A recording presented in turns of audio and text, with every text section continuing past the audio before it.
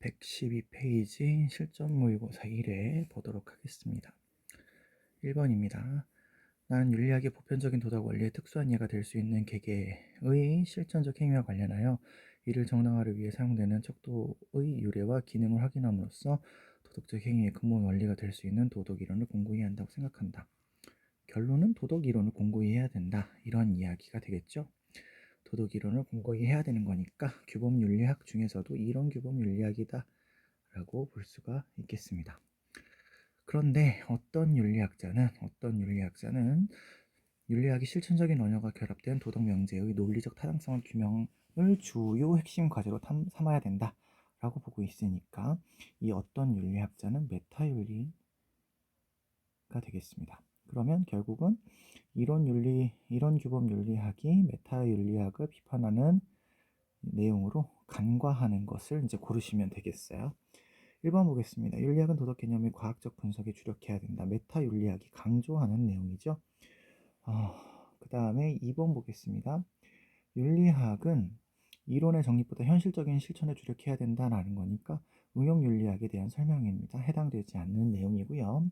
3번 윤리학은 도덕 현상에 대한 객관적인 서술에 주력해야 된다는 기술 윤리학에 대한 설명이죠. 역시 해당이 안 되고요. 4번 윤리학은 행위의 구속력을 지닌 도덕 규범을 제시해야 된다 하니까 이론 규범 윤리학이 여기에 들어갈 수 있겠네요. 4번이 정답이 되겠습니다. 5번 윤리학은 도덕적 논의의 의미론적 구조의 분석에 주력해야 된다 했으니까 메타 윤리학에 대한 설명이니까 간과하고 있지 않은 거다. 이렇게 보실 수가 있겠습니다. 정답은 4번이 되겠습니다. 2번 문제 보겠습니다. 인류는 지구상에 계속 존재해야 한다. 존재해야 한다는 당위다 라는 의미가 되겠고요. 당위 이퀄 의무가 되겠죠.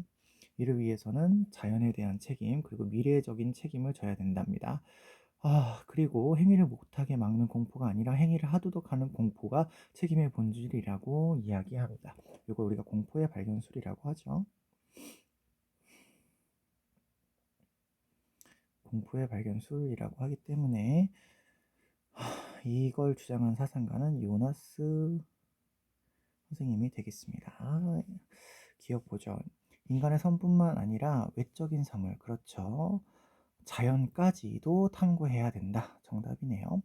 니은 책임질 수 있는 능력은 책임 실제성에 대한 충분한 조건, 책임을 져야 된다라고 하는 당위가 된다라는 의미죠. 같은 표현입니다. 디귿 현 세대에게는 미래 세대에 대한 비호의적 책임 의무가 부과된다라고 보고 있습니다. 그쵸? 비호의적 책임, 다른 표현으로 이야기하면 일방적인 책임이 있다라고 볼 수 있겠습니다. 맞는 표현이네요. 리을 도덕 철학은 불행이 아닌 구원의 예언을 논의의 대상으로 삼아야 된다라고 했는데 구원보다 공포의 발견술이니까 안 좋은 영향에 더 관심을 갖겠죠. 그래서 정답은 기억, 니은, 디귿까지가 정답이 되겠습니다. 3번 보겠습니다. 기억 가 보시면 국수의 면이 나오죠. 그러면 국수 대전 모델이기 때문에 문화를 보는 관점으로 따지면 문화다원주의가 되겠습니다. 그 다음에 나를 보시면요. 용광로 나오네요. 용광로 이론이 되겠습니다. 용광로. 이거는 문화 동화주의가 되겠죠. 동화주의. 자, 그러면 기억 보죠. 주류 문화를 전제로 한 다양한 문화의 다양성을 중시한다 그러면 문화다원주의에 대한 설명이 되겠죠. 니은 다양한 문화가 서로 대등하게 공존해야 된다라고 하는 것은 다문화주의를 이야기하는 거죠. 다문화주의를 이야기하는 겁니다. 디귿 가는 나와 달리 사회 내에서 각 문화가 지닌 정체성을 존중해야 된다. 그렇죠. 가는 정체성을 존중을 하고 있죠. 다만 비주류와 주류 문화를 나눈다라고 하는 게 있었기는 했습니다. 리을 나는 가와 달리 문화의 통합을 통한 단일한 문화의 창출을 강조한다. 그렇죠. 단일한 문화 용광로에서 녹여서 하나의 문화로 만드는 거죠. 기억 디귿 리을이 정답이 되겠습니다. 4번이 정답이네요. 4번 그림 보겠습니다. 죽음은 현존제에 대한 설명이네요. 여러분이 따로 읽어보시고요. 현존제에 대한 설명이 나오시면 현존제에 대한 설명이 나오시면 하이데거 선생님이십니다. 여기 하나만 볼게요. 현존제가 고유한 가능성은 다른 무엇에도 얽매이지 않는 몰교섭적인 가능성의 동시에 가장 극단적인 가능성이 죽음이다라고 이야기를 합니다. 죽음의 순간에 이르게 되면 이제 자신의 실존을 깨닫기 위해서 다른 사람들과의 교제를 단절하는 몰교섭적인 태도가 등장한다, 이런 의미가 되겠습니다. 1번 보시면요. 죽음에 대한 자각은 삶의 의미와 가치를 깊이 성찰해서 실존을 회복하게 하죠. 맞습니다. 2번 죽음은 무연관적이며 능가할 수 없는 가능성으로 드러난다. 그렇죠. 어떤 것에 의해서 일어나는 그런 내용이라기보다는 갑자기 일어나고 인간이 해결할 수 없는 그런 가능성이죠.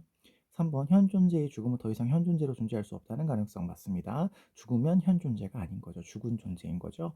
4번 현 존재는 죽음을 직시함으로써 더욱 확실하게 자신을 깨닫게 된다. 1번과 같은 말이고요. 4번 현 존재는 타인과의 교류를 통해서만, 여기에서 만이 틀렸죠. 아까 몰교섭적인 가능성으로도 죽음을 경험할 수가 있기 때문에 그렇습니다. 그래서 정답은 5번이라고 찾아주시면 되겠습니다. 5번 문제로 보겠습니다. 최고의 선은 물과 같다라고 표현하고, 요 한문이 상선약수예요. 상선약수. 그래서 물처럼 사는 것이 바람직한데 이 물처럼 사는 것이 도에 가깝다라고 이야기하고 있습니다. 그렇기 때문에 이게 노자 선생님이 이야기한 내용이고요. 도가 사상에 대한 설명이다라고 보시면 될 것 같습니다. 그래서 보기에서 도가를 찾으시면 되는데 1번은 연기설을 강조하고 있고 자비를 강조하고 있으니까 불교가 될 테고요. 2번이 바로 도가의 설명이죠. 겸허와 무의, 무욕, 이게 도가에 대한 설명이 되겠습니다. 3번을 보시면 서를 통한 방법으로 인을 실천해라는 유교에서 강조하는 수양법이고요. 4번에서 도의 관점은 도가도 될 수 있는데 옳고 그름을 분별해야 된다 그러면 이거는 유교적인 관점이지, 도가는 옳고 그름을 분별하지 않는 정신적 자유를 주장을 하죠. 5번 지나친 욕구를 극복하고 예를 회복해야 된다. 극기복례를 설명하는 말입니다. 극기복례, 극기복례, 이것도 유교에 대한 설명이죠. 정답은 2번이라고 찾아주시면 되겠습니다. 6번 보겠습니다. 분배적 정의는 중립적인 개념이 아니다. 중립적인 개념은 개인의 소유물이고 자신의 소유물에 대해서는 소유 관리를 갖는 것이 정의이다. 그러시면 노직의 소유 권리론 되시겠고요. 을을 보시면 분배적 정의의 핵심 과제는 사회체제의 선택인데 사회체제는 특수한 상황의 우연성을 처리하기 위해서 순수 절차적 정의의 관점에 따라 기획되어야 된다라고 보고 있습니다. 특수한 우연성을 처리하기 위한 가상 상황인 원초적인 입장을 설정을 하게 되고, 그래서 자신은 그 원초적 입장을 통해서 나타난 절차만 따르면 그 결과에서는 어떤 결과가 나와도 상관이 없다 라고 보는 그런 정의관을 가지고 계시기 때문에 순수 절차적 정의라고 이야기하시죠. 롤스 선생님이 되시겠습니다. 병 보겠습니다. 분배적 정의 관련된 모든 가치들은 사회적인 가치들이기 때문에 세계 내에 존재하는 가치들은 사회 속에서 가치의 구상과 창출이 일어나므로 상이한 사회에서는 상이한 의미로서의 기준이 필요하다라고 보는 왈처 선생님이 되시겠습니다. 기억 보죠. 천부적 재능 자체는 요거 기억해 주셔야 되겠죠. 천부적 재능 자체는 이게 롤스에게 있어서 공동의 재산이 아니죠. 그리고 노직 선생님도 이거는 천부적 재능은 내 거니까 천부적 재산이 아니다라고 하면 아이고 요게 아닌 거니까 맞는 거죠. 노직도 맞고 롤스도 맞고 아리스토텔레스는 이런 이야기를 하지 않습니다. 그래서 해당되는 설명이 아니네요. 롤스가 맞았다라고 이야기를 해야 되기 때문에 A에는 들어갈 수가 없습니다. 그 다음에 B 보면 정의 원칙은 가상적 상황에서 고안되는가는 롤스만 동의할 내용이죠. 나머지 분들은 가상 상황을 설정하지 않습니다. B에 들어갈 수 있겠다라고 보겠고요. 그 다음 C 보겠습니다. 자본주의 복지국가는 정의 원칙을 충분히 실현하는가? 이거는 롤스를 물어보는 건데요. 잘 기억해 주시면 좋겠어요. 자본주의 복지국가는 결과를 조정하는 거예요. 그래서 롤스가 원하는 그런 복지 정책을 실현하는 그런 이상적인 국가가 아닌 거죠. 롤스는 소유가 일어나는 첫 시점에서 사회적 약자를 배려하기 위한 정책이 반영돼야 된다라고 보는데, 비해서 복지국가는 모든 분배가 다 이루어진 결과를 다시 재분배해야 된다는 거라서 롤스가 동의할 수 없는 선지입니다. 충분히 실현할 수 없는가라고 본다면 없다라고 말을 해야 되니까 맞는 표현이네요. 그 다음에 D 보겠습니다. 모든 사회적 가치들은 문화 역사적 맥락에서 의미가 부여되는가? 그렇죠. 사회니까 공동체라는 것을 통해서 정의의 어떤 기준이나 도덕적인 기준이 생겨난다라고 보는 그런 견해라고 보시면 되겠습니다. 그럼 정답이 니은, 디귿, 리을 이렇게 찾아주시면 되겠고요. 7번 문제 보겠습니다. 시민들의 기본적인 정치적 권리가 보여되는 질서정연한 사회에 나오네요. 는 정치적 전통과 물질적 자원의 결핍으로 고통받는 사회를 원조해야 된다라고 보고 있습니다. 롤스 선생님의 이야기가 되겠죠. 을 보시면 원조를 함으로써 얻을 수 있는 이익이 비용보다 클 경우 이익과 비용을 고려해서 원조하는 사람들은 원조를 받아야 하는 사람이 어느 공동체에 속해 있는지 상관없이라는 건 세계 시민주의에 따라서 이익평등 고려 원칙에 따라서라는 의미가 되겠으니까 싱어 선생님의 이야기입니다. 그러면 갑사상가 입장에서 을사상가한테 제기할 질문이니까요. 1번 원조가 개인에게 부과되는 의무가 아니다라고 했는데 둘 다 의무라고 보기 때문에 잘못됐죠. 2번 원조가 인류 공리 증진을 위한 의무다라고 본다면 이거는 싱어인데 싱어가 간과한다 이렇게 얘기할 수 없겠습니다. 3번 원조를 시행할 때 차등의 원칙을 적용해야 된다라고 했는데 차등의 원칙은 해외 원조에 롤스가 적용하지 않죠. 그래서 이건 롤스가 할 수 있는 말이 아닙니다. 4번 원조의 대상에서 질서정연한 사회의 시민도 포함될 수 있음을 간과한다라고 했는데요. 질서정연한 사회는 롤스에게 있어서 더 이상 원조의 대상이 아니게 됩니다. 원조의 대상이 아니게 되죠. 그래서 시민이 포함되지 않는다 이렇게 얘기하셔야 되겠습니다. 정답은 5번이 되겠네요. 원조의 목적이 고통받는 사회를 질서정연한 사회로 만드는 것인데 싱어는 복지를 향상시키는 것을 목적으로 하고 있으니까 간과한다 이렇게 얘기할 수 있겠습니다. 정답 5번입니다. 8번 보시겠습니다. 도덕적 판단에 따르면 여기 뭐 어려운 말이 나오네. 전전두피질 이런 것들에서 도덕 판단은 하지만 도덕 행동을 하지 못하게 된다. 두 번째 문장도 보시면 상전구의 대뇌 회질 밀도가 성인기에 들어서야만 안정이 되기 때문에 어린아이들은 그렇지 못하다 이렇게 얘기하고 있고요. 그렇다는 얘기는 이제 뇌라고 하는 것의 활동을 통해서 뇌라고 하는 것의 작용을 통해서 도덕적인 행동을 할 수도 있고 그렇지 못할 수도 있다라고 보는 신경윤리학이 되겠습니다. 신경윤리학이 되겠습니다. 자, 그러면 기억, 도덕적인 행동을 신경세포들의 활동으로 설명하는 거죠. 신경윤리학. 니은 전두엽이 손상된 사람도 정상적인 도덕적인 행위를 하는 게 아니라 도덕적인 판단을 하고 행위는 할 수 없게 되는 거죠. 디귿, 도덕적인 판단 능력과 내 기능이 밀접하게 관련되어 있다라는 것을 전제로 탐구하는 내용이 되시겠습니다. 그 다음에 리을, 뇌가 충분히 발달하지 않은 청소년에게 성인과 동일한 기준으로 법적 책임을 묻는 것은 성인과 다른 어떤 뇌 구조를 가지고 있기 때문에 할 수 없다라고 봐야 되겠습니다. 무리가 있네요. 정답은 기억 디귿 리을 이렇게 찾아주시면 되시겠습니다. 9번 볼게요. 9번 기업은 시장 경쟁력 강화를 위한 경쟁 전략 차원에서 공익 증진이라는 사회 책임에 힘써야 된다라고 보고 있어요. 그러면 보겔과 에로우의 입장이다 이렇게 볼 수가 있겠습니다. 보겔과 에로우다. 에로우. 그래서 소비자들의 신뢰를 얻는 데 유리하고요. 사회적인 책임 수행을 하게 되면 기업에게 장기적인 이익이 된다. 이렇게도 얘기하고 있습니다. 을을 보시겠습니다. 기업의 경영자가 주주들을 위해서 많이 돈을 버는 것 말고 다른 사회적 책임을 받아들이는 현상보다 사회의 근간을 허무는 경향은 드물다. 그러니까 주주들의 이익을 위해서 써야 된다라고 이야기하는 거죠. 프리드만 선생님 같은 분이 여기에 해당이 될 수 있을 것 같습니다. 기업의 사회적인 책임은 오로지 시장 규칙을 준수하면서 기업의 이익을 극대화하는 것이다 라고 얘기하고 있습니다. 경영자가 기업 소유주의 이익을 증진하기 위해서 노력해야 된다라고 본답니다. 보겔과 에로우여도 어쨌든 기업을 운영하는 사람의 목적은 기업의 이익 증진이죠. 그러니까 노력은 해야 되는 겁니다. 니은 기업이 기업 이익을 증진을 위해서 공익을 추구할 수 있다. 여기는 목표가 기업 이익의 증진이기 때문에 추구할 수 있다. 이렇게 보실 수 있겠습니다. 그냥 하는 게 아니니까요. 디귿 갑은 을과 달리 기업 경영의 본질적인 목적을 공익 증진으로 본다 했는데 본질적인 기업의 목적은 이윤 창출, 기업의 이윤을 만드는 것이라고 보셔야 됩니다. 둘 다요.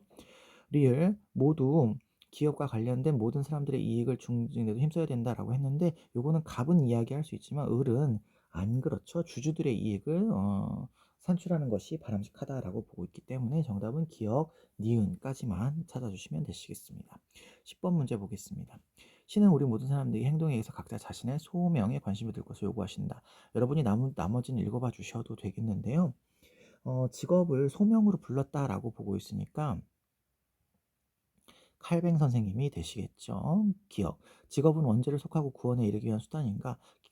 직업이 구원의 수단이다. 이렇게 얘기할 수 없어요. 직업이 있으면 그러면 다 구원이어야 되는데 그건 아니죠. 구원의 증표 정도는 될 수가 있을 것 같습니다. 니은 직업 생활을 통해서 부의 축적이 신의 뜻에 부합될 수 있는 것. 직업 생활을 통해서 어쨌든 긍정적인 결과를 낳았다는 건 그 신의 직업을 부여한 신의 뜻을 잘 따른 거라고 볼 수가 있는 거겠죠. 디귿 직업은 신이 부여한 소명으로 인해서 신의 영광을 드러내는 것 맞습니다. 신이 부여한 거니까 신의 영광을 드러내는 겁니다. 엄마 아빠의 말을 잘 듣고 그러면 엄마 아빠의 영광을 드러내는 것과 같은 내용이겠죠. 리을 직업은 신이 정해준 위치에서 자신의 의무를 다하는 것이다. 그렇습니다. 신이 이제 불렀기 때문에 신이 정해주기는 합니다. 신이 정해주기는 합니다만 어쨌든 신의 명령을 따른 것인가 말 것인가는 인간의 의지에 달려 있기는 하죠. 어쨌든 다 하면 신의 영광을 드러내는 것이기도 하고요. 그래서 정답은 기억, 니은, 디귿 아니에요. 니은, 디귿, 리을이 정답이 되시겠습니다. 11번 문제 보겠습니다. 어떤 존재의 고통을 고려하지 않는 것은 도덕적 논증이 있을 수 없고요. 이익평등 고려 원칙에 따라서 동일한 고통을 동등하게 취급할 것을 요구한다라고 돼 있으니까 싱어 선생님에 대한 이야기가 되겠습니다. 모든 생물은 내재적 가치를 지닌 동등한 목적론적 삶의 중심이랍니다. 그래서 이 아이들은 성장, 발전, 번식 이런 것들을 지향하는 고유의 선을 지닌다라고 보고 있으니까 테일러 선생님이 되시겠습니다. 병을 보시면 욕구를 가진 존재는 타자와 구분되는 자신만의 복지를 가지고 있고 희망과 목적을 가지고 있는 삶의 주체이기 때문에 수단으로 대우봐서는 안 된다라고 보고 있으니까 레건 선생님이 되실 것 같습니다. 자, 기억 볼게요. A라고 되어 있고요. 싱어가 테일러를 비판하는 내용입니다. 종의 차이만으로 도덕적 지위에 차별을 두어서는 안 된다라고 하는 말은요. 종차별주의를 반대한다는 말이니까 이 말은 인간중심주의를 제외하면 동물은 동물 중심주의까지, 생명은 생명 중심주의, 생명체까지, 생태는 생태에 있는 구성원까지를 종차별을 하지 마라라고 모두가 이야기를 합니다. 그러니까 이거는 간과한다라고 비판할 수 있는 게 없죠. 인간 중심주의가 없으니까요. 음, 이 보겠습니다. 레건이 싱어를 비판하는 건데요. 쾌거 감소 능력이 삶의 주체인 동물의 복리를 고려하기 위한 충분 조건이 아니다. 그렇죠. 레건은 필요한 조건이라고 보는데 싱어는 필요 충분 조건이라고 보기 때문에 아니다라고 이야기할 수 있으셔야 되겠습니다. 그 다음에 디귿입니다. B하고 D인데요. 테일러가 싱어와 레건을 향해서 비판하는 내용입니다. 인간은 생명체에 끼친 해악에 대해서 보상적 정의를 지녀야 된다. 그런데 너는 간과하고 있어. 이렇게 얘기한답니다. 생명체이기 때문에 일단 싱어와 레건은 동물까지만이잖아요. 그러니까 생명체에 대해서 뭔가 윤리적인 도덕적인 의무를 부여한다 그러면 싱어와 레건은 비판을 받을 수 있는 거죠. 그리고 보상정의를 이야기하는 것도 테일러의 선생님의 이야기인데 나머지는 이야기하지 않고 있기 때문에 맞는 표현이다 라고 보실 수가 있겠습니다. 리을 C하고 E네요. 레건이 싱어와 테일러를 비판하는 내용인데 성장한 포유동물이 인간의 이익을 위한 자원으로 대우받을 수 있음은 아니죠. 레건은 수단이 되어서는 안 된다라고 보는 의무론적 사상가이기 때문에 정답이라고 볼 수가 없겠습니다. 정답은 니은 디귿입니다. 12번 문제 보겠습니다. 문화산업이 나오는데요. 우리가 배운 내용 중에서 문화산업이라고 나오게 되면 거의 대부분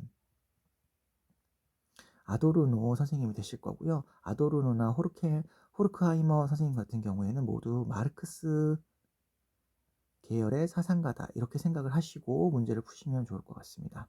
보기 바로 보겠습니다. 대중들의 자발적인 능력을 빼앗고 둔화시킨다. 그렇죠. 대중문화를 산업화시켜서 대중에게 일방적으로 주입시키기 때문에 자발적인 능력을 빼앗게 됩니다. 그렇기 때문에 리을에 나오는 것처럼 비판의식은 떨어지게 되는 거죠. 강화가 시키지 않습니다. 니은 보겠습니다. 문화를 산업화하여 대중을 지배하는 수단. 그렇죠. 자본가 계급이 문화를 보급하기 때문에 자본가 계급에 의한 이러한 지배가 이루어질 수 있게 됩니다. 그래서 노동자를 착취하는 어떤 역할로서 활용을 하게 되겠죠. 디귿 보겠습니다. 다양한 매체를 이용하여 상업적 이익을 얻으려 한다. 그렇죠. 상업적 이익을 얻어서 자신들의 부를 더욱 축적하려고 잡은 것들은 하겠죠. 그래서 정답은 기억 니은 디귿까지가 정답이다 라고 찾아주시면 되시겠습니다. 4번입니다. 13번 보겠습니다. 전쟁이 끝난 후에 잠시 평화가 와도 국가들은 더욱더 강화된 재무장과 적대 정책을 내세우기 때문에 이런 악순환에서는 항구적인 평화를 요구할 수 없어서 항구적인 평화 조약이 요구된다라고 보고 있습니다. 상비군으로 인해서 끝도 없는 국민전쟁이 들어가게 되면 결국 국미 과잉이라는 지출을 부담해서 벗어나기 어렵기 때문에 단기적인 전쟁을 선택하게 된답니다. 이거 다 칸트의 영구 평화론에 대한 설명이죠. 기억, 자국 방어를 위한 전쟁은 허용된다. 요거는 좀 기억을 해주세요. 외부에서 쳐들어오는 것을 방어하기 위한 전쟁이기 때문에 요거는 허용을 하는 거고요.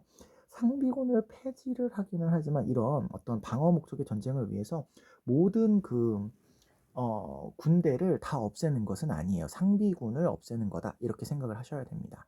니은, 전쟁 이전에 평화적인 수단을 동원할 필요는 없는가? 없지 않죠. 동원을 해야 되는 거죠. 왜냐하면 칸트는 영구 평화를 주장하는 사람이기 때문에 평화적인 수단을 사용하라고 이야기하게 됩니다. 디귿, 상비군의 존재는 영원한 평화의 위협이 되기 때문에 상비군은 점차 없어져야 될 대상입니다. 맞습니다.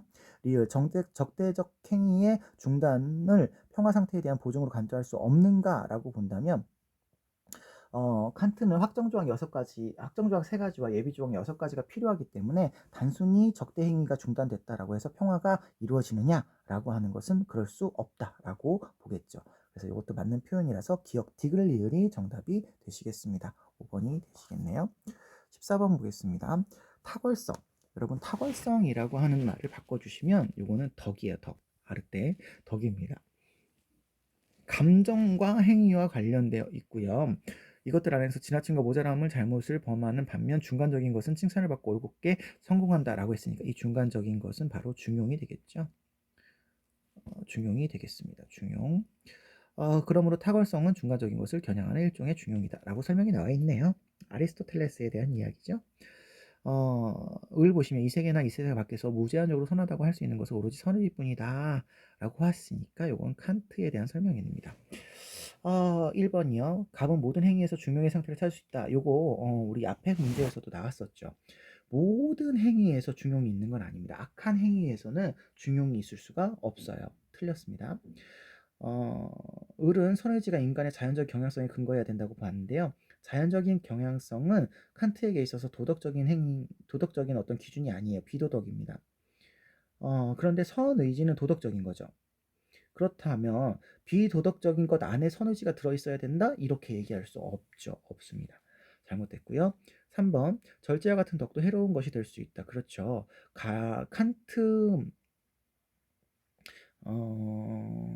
칸트의 입장에서도 절제는 왜 절제를 했느냐라고 하는 이유가 중요하지 절제를 했냐가 중요한 게 아니죠. 그렇기 때문에 잘못된 표현이다라고 보실 수가 있겠습니다.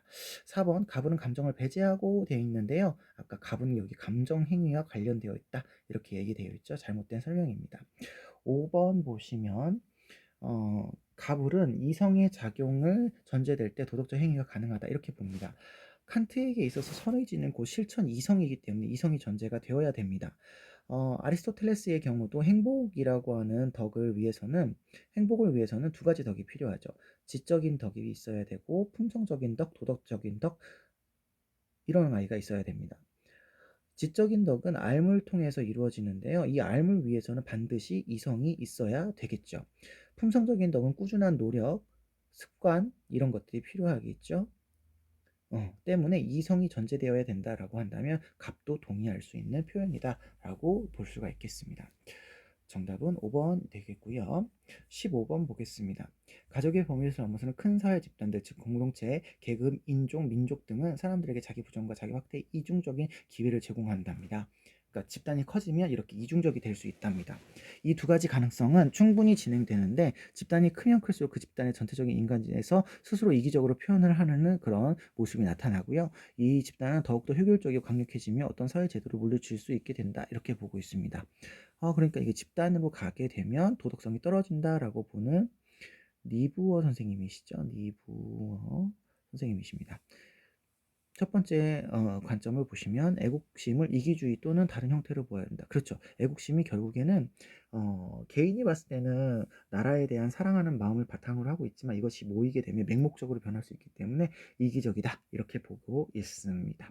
집단이 크면 클수록 인류 공동의 지성과 목적에 도달하기 어렵죠. 그렇습니다. 관리하기 위한 여러 가지 외적인 강제력이라든지 이런 것들이 필요로 하기 때문에 사회 윤리가 필요로 하기 때문에 쉽지 않아지게 되는 거죠. 세 번째, 정치적 경제 수단의 활용은 사회 정의 실현에 필수적이다. 요 말도 좀 기억해 주세요. 강제 수단이라고 하는 거, 강제력은 반드시 리부어는 사용해야 되는 그런 어떤 도구다라고 보고 있어요. 그래서 필수적이다 이렇게 얘기할 수 있겠습니다. 네 번째, 개인은 집단에 비해서 충동을 억제할 수 있는 자기 극복 능력이 결여되어 있다가 아니죠. 개인은 비도덕적인 게 아니라 도덕적인 개인과 비도덕적인 사회라고 하는 리브어의 책 이름에서도 알 수 있듯이 개인이 도덕적이지만 사회가 비도덕적으로 이렇게 변할 수 있다라는 설명을 하고 있는 거라서 자기 극복 능력이 이라는 도덕성은 개인이 훨씬 더 높게 나타난다 이렇게 보셔야 되시겠습니다. 틀린 답이네요. 정답은 그래서 정씨로 찾아주시면 되시겠습니다. 16번 보죠. 성스러움이 현현했다. 성현했다. 엘리아데죠. 엘리아데의 설명입니다. 기억. 종교적인 인간 성스러움과 세속적인 것이 단절되어 있다고 보는 게 아니라 성스러움이 세속에 드러났다. 이렇게 얘기하셔야 되겠죠. 니은 종교적인 인간은 성스러움이 드러나 돌이나 나무 자체를 신으로 본다. 돌이나 나무 자체가 신은 아니죠. 거기에 성스러움이라는 신이 드러나는 거죠. 드러나는 겁니다. 그 다음에 디귿 보시면 종교적인 인간은 세속적인 삶에서 언제든지 성스러움을 드러낼 수 있다. 그쵸? 언제든지 드러낼 수 있다. 어떤 선지에는 항상 이런 표현도 쓰기도 합니다. 맞습니다. 리을 종교적인 인간은 세속적인 세계를 성스럽게 만드는 거룩한 존재가 있죠. 신이라고 하는 존재가 있다라고 보고 있습니다. 정답은 3번이라고 찾아주시면 되시겠습니다. 17번 문제입니다. 예술 문제네요. 갑을 보시면 예술작품이 도덕적인 장점에 의해 미적으로 좋다고 할 수 없고 도덕적 결점 때문에 미적으로 나쁘다고 할 수도 없답니다. 그러면 이거 심미주의적인 경향이 있구나 이렇게 볼 수가 있겠네요. 따라서 예술작품이 도덕적으로 결함이 있는 시각을 감상자에게 수용하도록 요구청해도 작품의 미적 가치가 떨어지지 않는다. 그러니까 도덕과 무관한 미적 가치가 있다. 이런 얘기를 하고 있는 거고요. 을을 보시면 일부 예술 작품은 그 작품의 미적 가치에 기여하는 도덕적 이해를 다루기 때문에 따라서 일부 예술 작품은 도덕적으로 평가가 되고 때로는 작품의 결함 또는 도덕적인 장점들에 통해서 미적 평가의 중요한 부분으로 작용한다라고 보고 있습니다. 그러니까 이거는 도덕주의 입장이 되겠습니다. 1번 보죠. 도덕적인 결점이 미적 가치의 증진에 도움이 된다? 이 말은 도덕주의가 할 수 있는 말도 아니고 신미주의는 관계가 없다 이렇게 얘기를 하는 거니까 둘 다 해당이 되지 않는 표현입니다. 2번 도덕적으로 부정적인 평가가 미적 평가에 영향을 줄 수 있다라는 걸 을이 도덕주의니까 강조하겠죠. 간과하고 있지 않습니다. 3번 예술작품의 도덕적인 실패는 미적 실패와 관계없다라는 걸 갑이 강조하죠. 간과하고 있지 않고요. 4번 미적 평가와 도덕적 평가가 서로 무관하지 않을 수 있다라고 하는 것은 도덕주의가 관련이 있다라고 보겠죠. 그러면 요게 강조하는 거니까 4번이 정답이 되겠습니다. 5번 예술작품의 가치는 작품의 도덕적 결함의 유무로 평가될 수 없다라고 하는 건 신미주의가 강조하는 거죠. 신미주의가 강조하는 건데 간과하고 있다 이렇게 얘기할 수 없겠습니다. 정답은 4번이라고 보시면 되겠네요. 18번 문제입니다. 명석 획득 수단으로 유용할 뿐 아니라 체면 유지를 위해서 과시적 소비를 한대요. 과시적 소비를 강조하시는 분은 베블런이죠. 베블런입니다.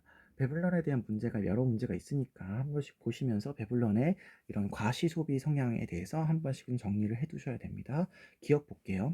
소비는 부를 소유했음을 증명하는 방편이 되기 때문에 과시 소비를 하죠. 니은 사회 구조의 최상위 계급만 과시 소비를 로 재화를 소비한다라고 되어 있는데요. 과시 소비는 최상위권이 되고 싶어하는 아랫사람들, 하위에 있는 사람들도 소비를 하기 때문에 비합리적인 소비를 하게 됩니다. 계급만 이렇게 하시면 안 되죠. 디귿 과시적 소비 욕망은 사회 전체의 부가 증대되면 소멸하는 게 아니라 계속 상대적이기 때문에 더 많이 가지고 싶어하는 인간의 욕구로 드러나게 됩니다. 리을 계급이 올라가면 올라갈수록 최면치레에 요구되는 소비 기준이 높아진다. 그렇죠. 과시 소비가 늘어나게 되죠. 귀족이나 왕이나 이런 사람들은 훨씬 더 많은 과시 소비를 하게 될 수밖에 없습니다. 19번입니다. 갑을 보시죠. 사회계약으로 형벌이 범죄에 대한 형벌이 나온답니다. 그럼 여기 사회계약서를 주장하는 사람이라는 거고요. 형벌이 정당화되려면 그 형벌은 타인의 범죄를 억제시키기에 충분한 정도의 강도만을 지녀야 된답니다. 그러니까 억제시키기 위한 예방주의적인 차원의 어떤 효과가 있어야 된다라고 보는 거니까 공리주의 사상가의 이야기가 될 것 같고요. 사형을 대체한 종신노역현만으로도 형벌은 충분하다라고 보고 있으니까 요거는 이제 공리주의이면서 사회계약론이면서 사형에 반대하고 종신노역형에 찬성하는 베카리아 선생님이 되시겠네요. 을 보시면 사회계약의 목적도 사회계약이 나오네요. 그러면 이 두 번째 사람은 다른 사람이 되겠죠. 살인자가 되어 죽을 것이라고 약속하는 것은 다른 살인자에게 희생되지 않기 위해서이다. 우리는 이 계약을 통해서 자신의 생명을 처분하기보다 오로지 생명을 보존하려고 한다. 라고 보고 있습니다. 그러니까 이것도 다른 의미에서 사회계약을 주장하시는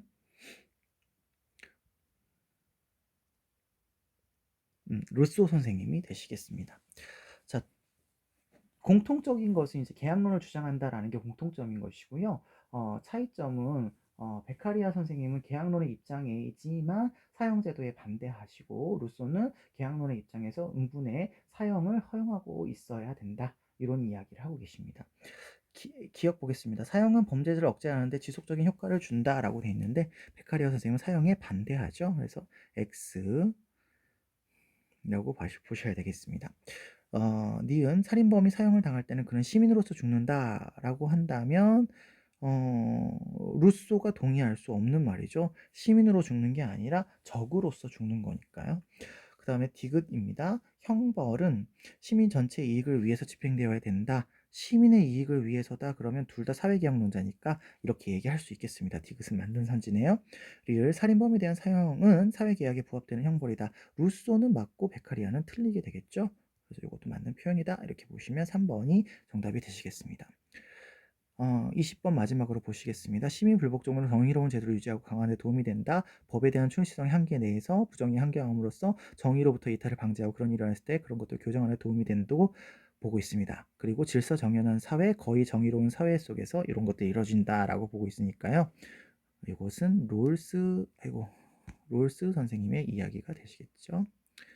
롤스 이야기입니다. 기억. 정치적 신념의 표현의 찬청원의 형태인가? 요거 좀 잘 기억해 주세요. 요 선지도 이거 이렇게 해주세요라고 하는 요구라는 거예요. 요구 시민 불복종은 그러니까 잘못된 것을 바로잡아 주세요라고 하는 어떤 청원으로서 시민 불복종을 한다. 요거 맞는 표현이고요.